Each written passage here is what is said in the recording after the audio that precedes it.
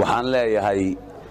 dadka Soomaali diidka ee ku soo xadgudbay meeshaas inay iskaga baxaan waan maqlayay xabajoojin iyo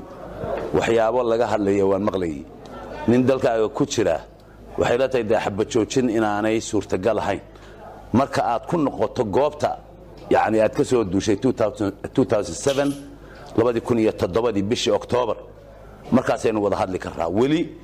dhul badan oo Puntland sheeganayso yaa dhinaca shaka xiga meesha la yiraahdo og ilaa iyo labida gaatama Puntland baale oo xukunta hadda doonaysan inuu wada hadallo bal horta markuu ugu horeysan bartii colaada iyo gulufka colaadeed aad ka soo qaadeen ooga dib ugu noqda markaas baa wada hadal iyo xabajoojin laga wada hadli karaa laakiin inta aad gambaray iyo laas caanood iyo inta oo ka sukaysay yaa joogtaa waxay la tahay xabajoojinta lagu dhawaaqaya inaanay ahayn waa mid dhicisa waa midaan bislaan waa midaan reer Puntland diyaar u ahayn